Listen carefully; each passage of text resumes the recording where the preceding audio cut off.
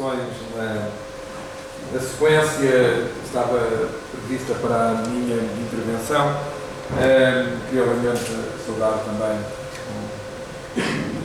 os oradores que me precederam, pessoas que, nomeadamente o último, que já temos, de facto, algum trajeto comum.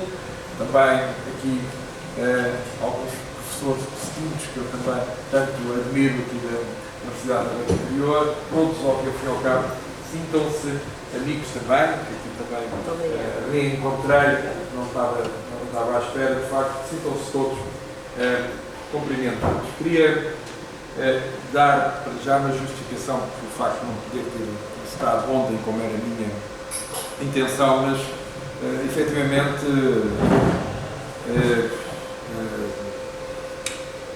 para introduzir este tema, eu reconheço que depois dos últimos dias tenho que também fazer alguma reflexão.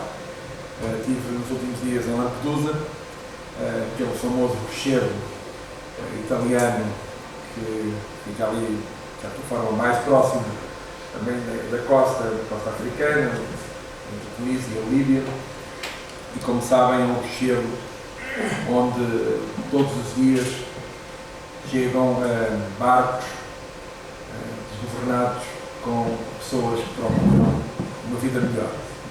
E eles chegam vivos e há muitos que vão à costa já sem essa possibilidade, de facto, pelo menos aspirarem a uma vida diferente.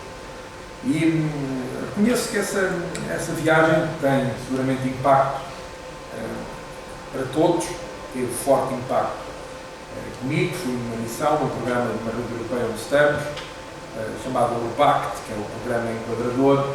Sobretudo, somos vários países que estamos a pensar como preparar os locais, as aldeias, as vilas, as cidades, para este desafio de serem inclusivas também do ponto de vista da interculturalidade e serem amigáveis para aqueles que nos procuram como ao fim e ao cabo. E nesta terra, obviamente, isto já deve ter sido expresso ao longo destas jornadas. Hoje também, seguramente, pelo que eu vi, também se vai falar sobre isso.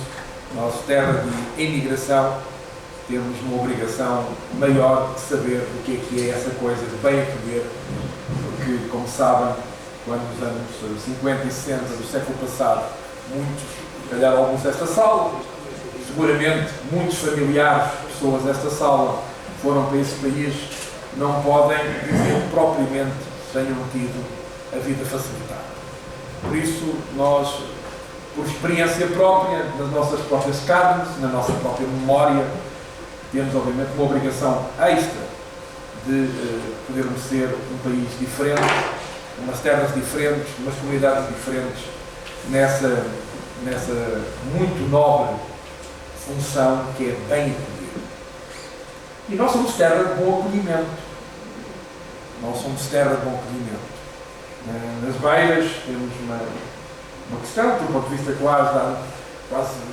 quase antropológica, que é quando alguém bate à porta nas nossas terras, geralmente primeiro dizemos entra e depois é que perguntamos quem é. A nossa primeira reação é dizer entra. Nenhuma terra que não tenha essa vontade de acolher diz seguramente primeiro entra antes de perguntar quem é. E são questões que estão culturalmente, terras de passagens, terras de encruzilhadas, terras onde a arqueologia obviamente expressa bem tantos e tantos povos que seguramente por aqui passaram e escolheram-nos ao longo do tempo, pela nossa localização, por ter acesso a questões-chave, como a água, por exemplo, e outras questões do ponto de vista de segurança, de adaptação ao lugar, que nos tornou, obviamente, terras muito amigáveis para tantos povos e tantos destinos. Por isso eu tenho vontade de dizer outras coisas, depois do que vi em Lampedusa, quase que preferia alterar um pouco aquilo que tinha pensado, mas também por respeito àquilo que é uma linha de um pensamento um pouco mais sistematizado, vou explicar um pouco o o que é que se passa no Fundão e como é que nós hoje nos posicionamos como terra de acolhimento, como primeira, repito, primeira questão em termos de estratégia de desenvolvimento do meu concelho. Se me perguntarem qual é a questão mais importante para o desenvolvimento do meu concelho, eu digo-vos logo, inequivocamente, que é acolher bem migrantes. Logo, sem qualquer tipo de dúvida. Foi uma escolha. Uma escolha, diria, agora quase paradoxalmente, uma escolha de uma inevitabilidade. Mas é uma escolha. É uma escolha porque política, a qualquer nível que se processe, seja ao nível multilateral, da governança do mundo, não vos fiz explicar como ela hoje nos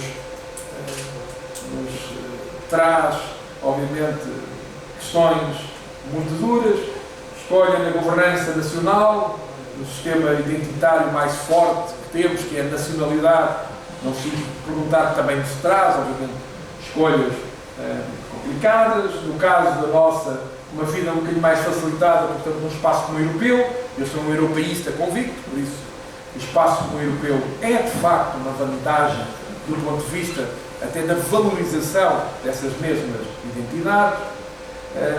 Depois temos as nossas regionais, importantes, temos obviamente construções regionais importantes e temos as subregionais, porque num país com a nossa diversidade, o espaço subregional tem relevância.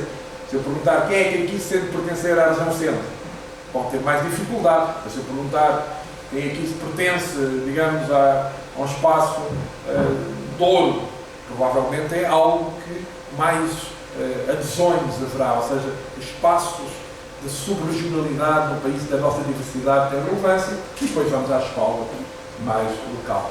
Qualquer nível de política e de construção de valores e de construção de uma estratégia política tem como, no final do dia, uma questão muito importante, que é priorização. Prioridades. E eu digo que a minha prioridade é esta. E esta é a prioridade mais importante que vai tornar o meu concelho mais desenvolvido, mais cosmopolita e mais preparado para aquilo que são os desafios deste século XX.